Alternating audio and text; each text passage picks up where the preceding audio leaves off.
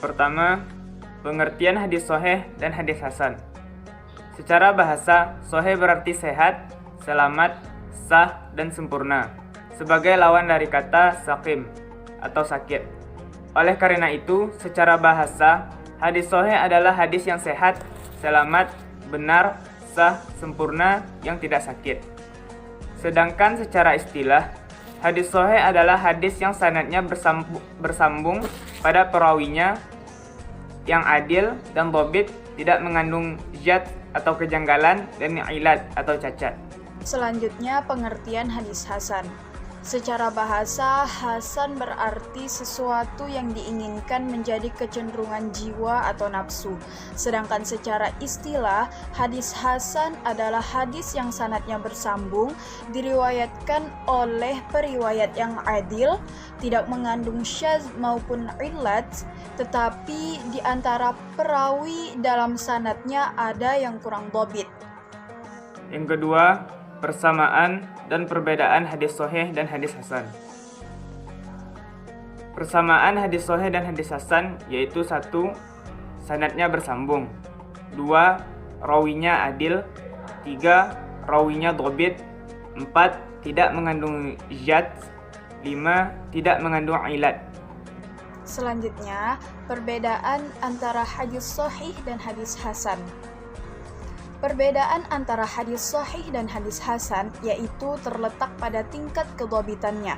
Pada hadis hasan, di antara periwayatnya ada yang kurang dhabit, sedangkan pada hadis sahih, seluruh periwayatnya dhabit. Selanjutnya, syarat-syarat hadis sahih dan hadis hasan. Pertama, syarat-syarat hadis sahih. 1. Hadisnya musnad, maksudnya yaitu hadis tersebut disandarkan kepada Nabi Shallallahu Alaihi Wasallam dengan disertai sanad. Yang kedua, sanadnya bersambung, artinya antara rawi dan sanad hadis tersebut pernah bertemu satu langsung dengan gurunya. 3. Seluruh rawinya adil dan dhabit, maksudnya rawi adil yaitu rawi yang bertakwa dan menjaga kehormatan dirinya, serta dapat menjauhi perbuatan buruk dan dosa besar.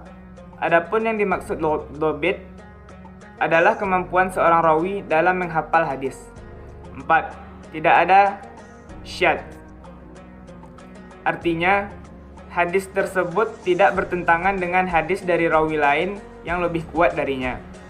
5. Tidak ada ilat, artinya dalam hadis tersebut tidak ditemukan cacatnya merusak kesahihan hadis. Selanjutnya, syarat-syarat hadis hasan. Ada 5 syarat-syarat hadis hasan. Yang pertama, sanadnya bersambung. Yang kedua, seluruh rawinya adil. Yang ketiga, kedhabitan perawinya di bawah perawi hadis sahih. Yang keempat, tidak mengandung syadz. Dan yang kelima, tidak mengandung illat. Pembagian hadis sahih dan hadis hasan beserta contohnya. Pembagian hadis sahih. Hadis sahih dibagi menjadi 2, yaitu 1. Sahih li zatihi, yaitu hadis yang memenuhi syarat-syarat hadis sahih, seperti sanadnya tersambung, rawinya adil dan dhabit, tidak memiliki zat dan ilat.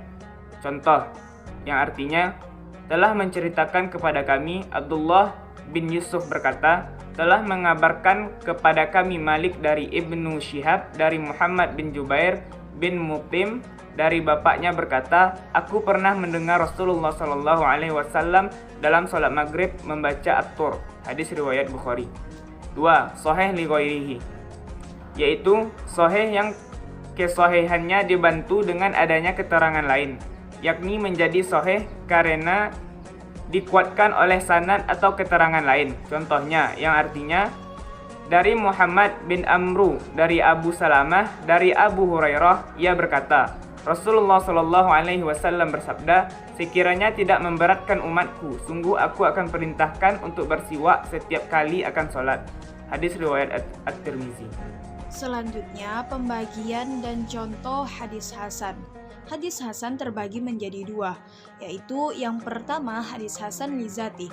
Hadis hasan li zati adalah hadis hasan yang dengan sendirinya atau hadis yang memenuhi syarat-syarat hadis hasan. Contoh hadis hasan li zati yaitu telah menceritakan kepada kami Ja'far bin Sulaiman ad-Dubai dari Abu Imran Al-Jauni dari Abu Bakar bin Abu Musa Al-Asy'ari berkata, aku mendengar ayahku berkata di hadapan musuh, Rasulullah Shallallahu Alaihi Wasallam bersabda, sesungguhnya pintu-pintu surga berada di bawah naungan pedang. Hadis riwayat At-Tirmizi. Yang kedua, hadis Hasan li ghairih. Hadis Hasan li ghairih adalah hadis Hasan yang sanadnya tak sepi dari seorang mastur, tak nyata keahliannya, bukan seorang pelupa yang banyak salahnya, tidak tampak adanya sebab yang menjadikan fasik, dan matan hadisnya adalah baik, berdasarkan periwayatan yang semisal dan semakna dari sesuatu segi yang lain. Contoh hadis Hasan li ghairih yaitu, telah menceritakan kepada kami Syu'bah dari Asim bin Ubaidillah berkata, saya telah mendengar Abdullah bin Amir bin Rabi'ah dari bapaknya bahwa ada seorang wanita dari Bani Fazarah menikah dengan mahar berupa sepasang sandal.